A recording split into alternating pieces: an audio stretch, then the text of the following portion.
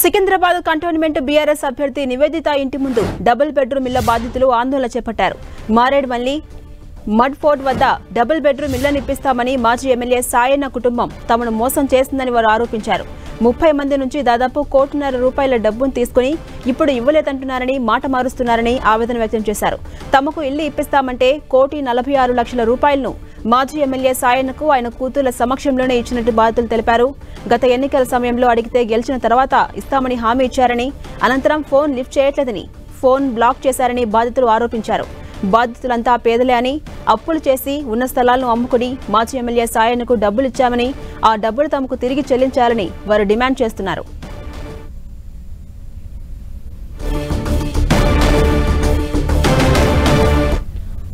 ఇక ఇదే అంశంపై మరింత సమాచారం మా ప్రతినిధి సునీల్ అందిస్తారు. సునీల్, కంటోన్మెంట్ బీఆర్ఎస్ అభ్యర్థి మాజీ మంత్రి మాజీ ఎమ్మెల్యే సాయన్న కూతురు నివేదిత నివాసం వద్ద బాధితులు డబుల్ బెడ్రూమ్ బాధితులు ఆందోళన పట్టబట్టారు. గతంలో డబుల్ బెడ్రూమ్ ఇప్పిస్తానని సాయన్న దాదాపు ₹1,50,00,000 చేశారు. ఈ నేపథ్యంలో ఇటీవల కాలంలో అతను అనారోగ్యంతో మృతి చెందారు. ఆ తర్వాత తన కూతురు కంటోన్మెంట్ ఎమ్మెల్యేగా గెలుపొందిన లాసనంతా కూడా డబ్బులు తమ సంవత్సరంలోనే డబ్బులు ఇచ్చాము, కానీ ఇప్పటివరకైతే దానికి సంబంధించిన దాంట్లో ఎలాంటి నిర్ణయం కూడా ప్రకటించలేదు. అప్పులు చేసి తాము డబుల్ బెడ్రూమ్ ఇస్తారనే ఆశతోనే పెట్టాము, కానీ ఇప్పుడు మాత్రము తమ ఫోన్ నెంబర్లు బ్లాక్ చేసి తమకు డబుల్ బెడ్రూమ్ ఇవ్వకుండా, తమ డబ్బులు కూడా రిటర్న్ ఇవ్వకుండా తీవ్ర ఇబ్బందులు చేస్తున్నారని కూడా ఈ రోజు సాయన్న నివాసం వద్ద కూర్చు నివేదిత వద్ద మాత్రం ప్రస్తుతం డబుల్ బెడ్రూమ్ బాధితులు ఆందోళన పట్టుబట్టారు. తమకు న్యాయం జరిపించాలి, ఖచ్చితంగా దీనిపై సమగ్ర విషయాన్ని జరిపించాలి, ఏదైతే డబ్బులు ఇచ్చామో అవన్నీ కూడా రిటర్న్ ఇచ్చేటట్టు కూడా చర్యలు తీసుకోవాలంటూ కూడా బాధితులు పెద్ద సంఖ్యలో అక్కడికి చేరారు. స్థానికంగా ఉన్నటువంటి పోలీసులు కూడా అక్కడ చేరుకున్నారు.